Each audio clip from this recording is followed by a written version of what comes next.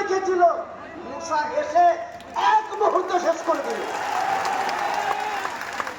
সাদ্দাত বলেছিল নবীকে বুড়ো আঙুল দেখিয়ে তোর আল্লাহর জান্নাত আমার দরকার নেই, আমি জান্নাত তৈরি করবো করেছিল, কিন্তু সে জান্নাত স্পর্শ করতে পারেনি, তার বাইরে পড়ে গেল। দোস্ত বুজুর্গ জেনে নাও, আমাদের বাবলুকে তুমি সিংহাসনে বসেছো বলে তুমি ভাবছো আমি কিনা হুনু, তুমি হুনুই বটে।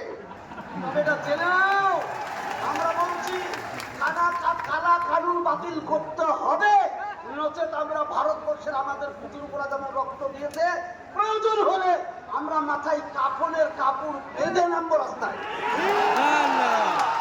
আমরা কাউরির কালা কানুন মানছি না, মানব না।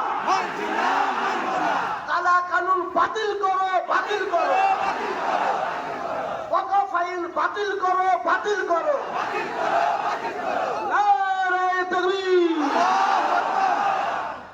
ভাই স্কোয়ারে যিনারা আছেন, হ্যাঁ এসে কোনায় বসে যান। এ পর্যায়ে এখন আপনাদের সম্মুখে বক্তব্য রাখবেন। আপনারা জানেন একদা বাংলা বিহার উড়িষ্যার রাজধানী মুর্শিদাবাদ, সেই মুর্শিদাবাদের নবাব ছিলেন নবাব সিরাজউদ্দৌলা। বর্তমান বাংলা বিহার উড়িষ্যার রাজধানীর মুর্শিদাবাদ নাই, কিন্তু মুর্শিদাবাদের নবাব আমাদের সিরাজ জমাতওয়ালা হিন্দের সাধারণ সম্পাদক, পশ্চিমবঙ্গ রাজ্য জমাতের সহসভাপতি আমাদের নেতা মুফতি মোহাম্মদ হক সাহেব।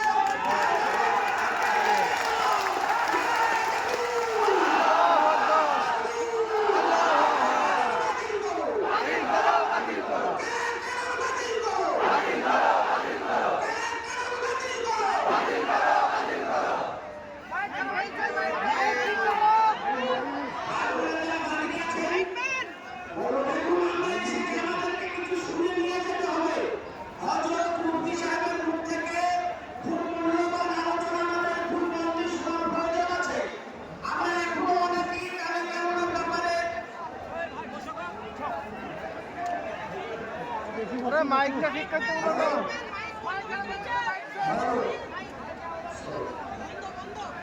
আচ্ছা, আসসালামু আলাইকুম।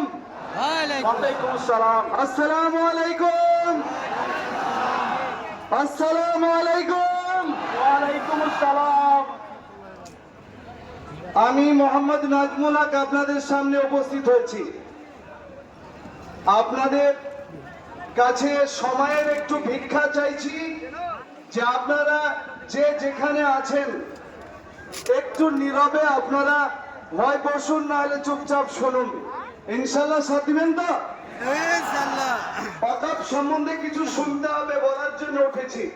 নাহমাদুহু ওয়া নুসাল্লি আলা রাসূলিহিল কারীম।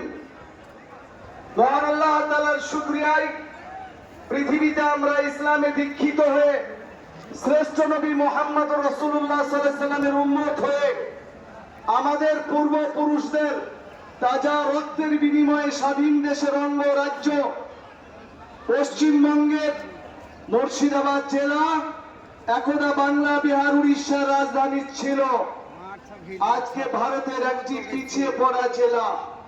সেই জেলার সদর শহরে আমরা কালা কানুনের বিরোধিতায়, প্রতিবাদে ইতিহাস সৃষ্টি করার জন্য এখানে উপস্থিত হতে পেরেছি বলে আলহামদুলিল্লাহ।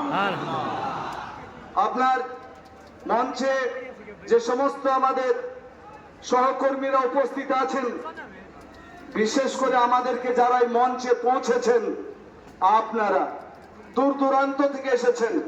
নওদা, রেজিনগর, বেলডাঙ্গা, হরিয়ারপাড়া, জলঙ্গি, দমকল, রানীনগর, ইসলামপুর, দৌলতাবাদ, লালগোলা, ভগবানগোলা, রানীতলা, এমসে ব্লক, বহরমপুর, সালার, ভরতপুর, খড়গ্রাম, বড়ুয়া, কান্দি, আপনার সালার, নবগ্রামী এবং বাজার শক্তিপুর সহ যে যে প্রান্তে থেকে এসেছেন, রাত্রে চোখের পানি সহ আপনাদের জন্য দোয়া করেছি। এই সভার কামিয়াবির জন্য আমরা চোখের পানি ঝরিয়ে আল্লাহর কাছ থেকে আবার ফিরে নিজ নিজ বাসায় যাব ইনশাআল্লাহ। প্রথমে একটা সমবেদনা জ্ঞাপন করছি, জারি চক্রান্তি হোক পশ্চিমবঙ্গের মাটিতে, প্রায় 26,000 চাকরিজীবী তাদের চাকরি হারিয়েছে।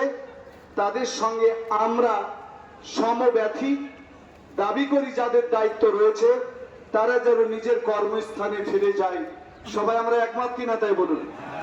আমরা তাদের পাশে আছি। দ্বিতীয় নম্বরে বলছি, পুলিশের গুরুত্ব আপনাদেরকে বুঝাচ্ছি। আমি নাজমুল হক জানি 100 টাকা দিয়ে আপনার দেরাদুন চাল কিনলেও পাথরি থাকে, পাথর থাকে, কাঁকর থাকে। তাই আজ ঝড় বৃষ্টি হলে আপনারা আমাদের ছেলে মেয়ে বাড়ি নিয়ে ব্যস্ত, পুলিশ বন্ধুদের ছুটি হয় না। তারা কিন্তু রাত্রি জেগেই আমাদের পাহারা দেয়। তারা আমাদের খোঁজ খবর নেই। প্রাকৃতিক দুর্যোগে বিপন্ন হলেও তারা আমাদের পাশে থাকে।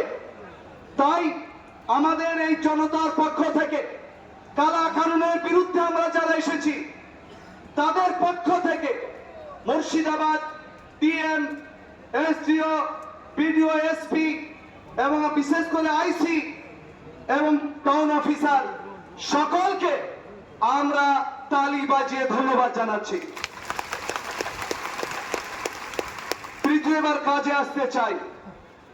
मंजिल से बढ़कर मंजिल तलाश कर, मिल गए तुझको तो दरिया तलाश कर, मिल ईमान तेरा लूट गया है रहजन के हाथों से, ईमान तेरा बचा ले और रहबर तलाश कर। যে নেতৃত্বের কাছে আমাদের বিপন্ন, যারা আমাদের রাস্তায় মাঝ সড়কে দিবালকে ঈমান চুরি করে, তাদেরকে প্রত্যাখ্যান করে যাদের নেতৃত্বে ঈমান বাঁচবে, তা সেই রকম নেতৃত্ব আল্লাহ আমাদেরকে দান করুন। বলুন আল্লাহুম্মা আমিন। আল্লাহুম্মা আমিন। মাথায় রাখবেন এই ওয়াকফ কি? ওয়াকফ মানে হচ্ছে টু ব্রেক, বিরতি, থেমে যাওয়া। থেমে যাওয়াটা কেমন? আপনি যদি মারা যান, আপনার সম্পত্তি আপনার ছেলে মেয়ে নির্দিষ্ট নিয়মে পাবে না, পাবে না। কিন্তু আপনি মসজিদের সেক্রেটারি, কবরস্থানের সভাপতি, ঈদগাহের সম্পাদক, আপনি মারা গেলে ঈদগাহের জমি ভাগ হবে না, কবরস্থান ভাগ হবে না, মসজিদ, মাদ্রাসা, খানকা, কবরস্থানের জমি ভাগ হবে না। আমরা চলে যাব, কিয়ামত হয়ে যাবে, ঈদগাহাই থাকবে, কেউ পরিবর্তন করতে পারবে না ইনশাআল্লাহ। এর নাম হচ্ছে ওয়াকফ। ইংরেজদের বিরুদ্ধে আমরা 190 বছর লড়াই করে, there is no battlefield in the territory of India, ভারতে এমন স্বাধীনতার যুদ্ধ হয় নাই যেখানে ভারতের ওই রণাঙ্গনে মুসলিমদের তাজা রক্তে ভারতের মাটি রঞ্জিত হয় নাই। এরকম কোন রণাঙ্গন নাই। মোদিজি, আগামী দিনে মাথায় রাখবেন, আমাদের শেষ। চাকরি দেননি, সহ্য করেছি। আমাদেরকে ডাকাত বানিয়ে বলেছেন এরা ডাকাতি করতে পারে, পুলিশ আমাদেরকে তেড়ে ধরতে পারে না, এটা প্রমাণ করিয়েছেন। মুসলমান লেখাপড়া করে না, কিন্তু তারা সকেট বানতে জানে, এটা আপনারাই বুঝিয়েছেন। যে জাতি লেখাপড়া জানে না, তারা সকেট বানতে জানে, A+B হোল স্কয়ার জানে না, ইলেকট্রন প্রোটন জানে না, তারা সকেট বানতে জানে। যে সকেটের আঘাতে থানা উড়ে যায়, সেই জাতিটাকে যদি নার্সিং করতেন, সেই জাতিটাকে আপনারা যদি চাকরি দিতেন, লেখাপড়া করাতেন, ব্যাংকের পাহারাদার দিতেন, আমার বিশ্বাস তার হাতে 303 বুলেট গুলি যদি থাকতো, না মরা পর্যন্ত ডাকাতের বাপের ক্ষমতা ছিল না ব্যাংক ডাকাতি করার। কিন্তু দুর্ভাগ্য আমরা আশফাকুল্লাহর উত্তরসূরি, কিন্তু বর্ডারে আপনারা যথেষ্ট নন।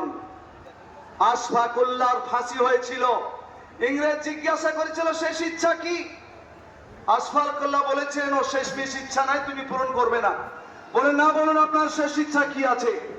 আশফাকুল্লাহ বলেছিলেন তোমরা পূরণ করবে না, আমার শেষ ইচ্ছা বলবো না। আশফাকুল্লাহকে তবুও জেলার বলেন, বলুন আপনার শেষ ইচ্ছা পূরণ করা হবে।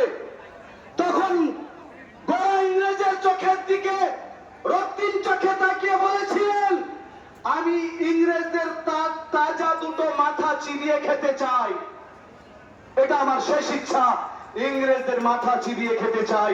তাদের উত্তরসূরি মোদিজি আমাদেরকে ধমকে টাকলু বাবুরা থামিয়ে দিতে পারবে না ইনশাআল্লাহ। পার্লামেন্টে এমপিদেরকে তোমরা থামাতে পারবে, জনগণকে থামাতে পারবে না। 100 বছরে 190 বছরে যাদের রাজত্বে সূর্য ডুবতো না, সেই ইংরেজকে তাড়িয়েছি, এদেরকেও তাড়িয়ে ছাড়বো ইনশাআল্লাহ। বন্ধুগণ, ওই ইংরেজ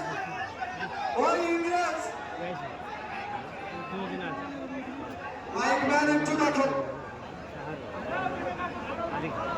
হ্যাঁ, একটু ধৈর্যের পরিচয় দিই মেহেরবানি। একটু ধৈর্যের পরিচয় দেন, যেরকম বাগছে শুনেলেন।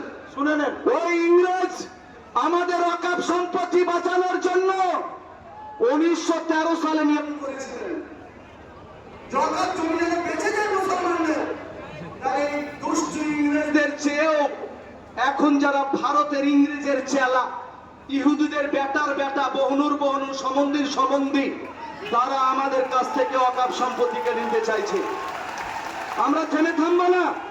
1954 সালে স্বাধীনতার পরে তখন আইন হয়েছিল, সেন্ট্রাল বোর্ড গঠিত হলো, 20 জন সদস্য থাকবে মুসলিম, 20 জন মুসলিম সদস্য থাকবে, 20 জনই মুসলমান হতে হবে। আইনে লেখা আছে 1954 সালের, এবং সেখানে বলা আছে জমিয়ত উলামা করে এমন একজন মওলানাও থাকবে। বলুন সুবহানাল্লাহ। 1990 সালের পরে সুপ্রিম কোর্ট রায় দিয়েছে, মোদিজি, supreme court, in the territory of India, ভারতে যত মসজিদ ছিল 1947 সালে বাবরি মসজিদ ছাড়া সমস্ত মসজিদ ওই রকমই থাকবে। বাস স্ট্যান্ডের অজুহাতে, বিমানবন্দর, রেল স্টেশনের অজুহাতে কোন মসজিদের চরিত্র পরিবর্তন করা যাবে না। এটা সুপ্রিম কোর্টের আইন। আজ মোদিজি 11 বছর চুপ থেকে কেন নিয়ে আসলেন আইন? ডক্টর মনমোহন সিং, শিক্ষিত মানুষ, সবাই আপনারা জানেন, তিনি 2013 সালে আমরা জমিয়তের লোকেরা 24 লক্ষ চিঠি পাঠিয়েছিলাম ডক্টর মনমোহন সিং এর কাছে। ভারতবর্ষে 10 লক্ষ একর ওয়াকফ সম্পত্তি রয়েছে, এটার হেফাজত করুন। ডক্টর মনমোহন সিং ইমানদারির পরিচয় দিয়ে সেকুলার মাইন্ডেড লোকদেরকে নিয়ে 13 সালে আইন করলেন। বললেন এই আইনের বলে মুসলমানদের কবরস্থান, মুসলমানদের ঈদগাহ, জমিয়ত তবলিগের জমি কেউ যদি জবরদস্তি 500 বছর দখল করে থাকে, যত বড়ই বাহুবলী হোক, ওই জমি মুসলমানদেরই থাকবে, কেউ নিতে পারবে না।